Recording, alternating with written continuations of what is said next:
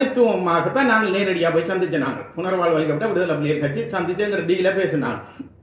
பேசினதன் பிரகாரம் ஜனாதிபதியா இருக்கிற ரணில் விக்ரமசிங்க அவர்கள் வரவேற்றார். எல்லாரையும் விட அங்க வந்த ஏனைய கட்சிகளை விட புனர்வாழ்வு அளிக்கப்பட்ட விடுதலை புலிகள் கட்சிக்கு நான் கன திட்டம் வச்சிருக்கின்றேன். நிச்சயமாக உங்களோட கோரிக்கையை ஏற்றுக்கொள்ளப்பட்டிருக்கு.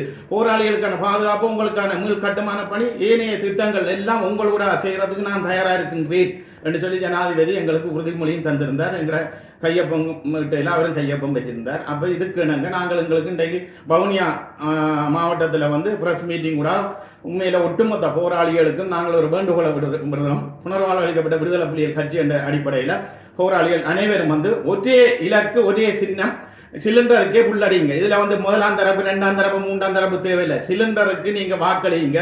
ஜனாதிபதி ரணில் விக்ரமசிங்க வென்றால் எங்களுக்கு தேவை பொருளாதார கட்டமைப்பு, மற்ற எங்களுடைய போராளிகளில் பாதுகாப்பு. அப்போ இது ரெண்டும் முக்கியமாக தேவை. இதை என்னால் நிறைவேற்றி தர முடியும். ஆனால் நாங்கள் 3000 பேர் விவரம் கொடுத்துருக்கோம் ஏற்கனவே.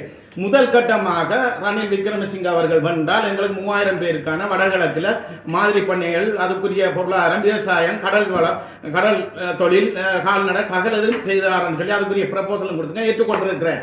அதுக்கு பிறகு அடுத்த கட்ட விடயத்தை நாங்கள் கண் நோக்கி கொண்டு பார்ப்போம். இன்றைக்கு நாங்கள் பார்ப்போம். எங்களுக்கு பசி, எங்களை போராளிகளுக்கு எங்களுக்கு பொருளாதாரத்தால் விழுந்து கிடக்கும். முதல் தென்பு வேணும். நாங்கள் எங்களுக்கு உரிமையை பற்றி கதைக்கிறதுக்கு நாங்கள் தென்பா நிற்கணும்.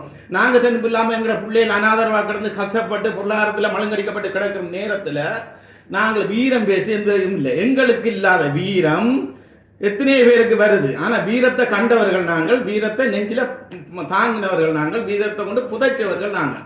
ஆனால் வீராப்பு பேசுகிறார்கள். ஆனால் வீரத்தை பற்றி வீரமா சண்டை பிடிச்ச டைமில் ஒதுங்கி நின்றார்கள். ஆனால் எங்களுக்கு இப்போ யாருமே எங்களுக்கு வட சொல்கிற அளவுக்கு இல்லை. ஏன்னா நாங்கள் 8 வருஷம் இருந்திருக்கோம். இப்போ விட பொது வேட்பாளர் அது இதெல்லாம் உருவாக்கி எடுத்தார்கள். ஆனால் போராளிகள் விடயத்தில் கணக்கெடுக்காமல் இருந்தார்கள்.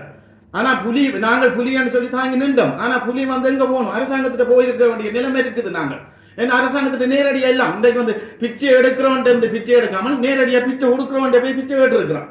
எங்களை போராளிகளுக்கான மறுவாழ்வை தாங்க. யாருமே எங்களை பற்றி கணக்கெடுக்கல். இதான் நான் வச்சேன். என்ன நல்ல விரும்பி கழிச்சேன்.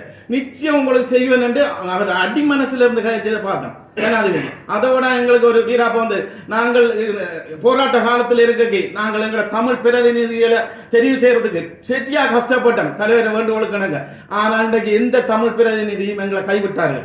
இவருமே கையேந்தினவர்கள் இல்லை. ஆனால் எல்லாம் உடைக்கிறதுக்கு தான் இருக்கின்றார்கள். அவங்களையும் உடைச்சி அனாதரவாக்கி சின்ன பின்னமாக்கி இன்றைக்கு தமிழ் தேசிய கூட்டமைப்பே இல்லை. ஆனால் பதவிக்கு சண்டை பிடிக்கிறார்கள் 2 பேர். இருக்கட்டும், எங்களுக்கு வேணாம் அரசியல் வேணாம். இப்போ எங்களுக்கு கட்டுமான பணி வேணும், போராளிகள் பாதுகாப்பு வேணும்.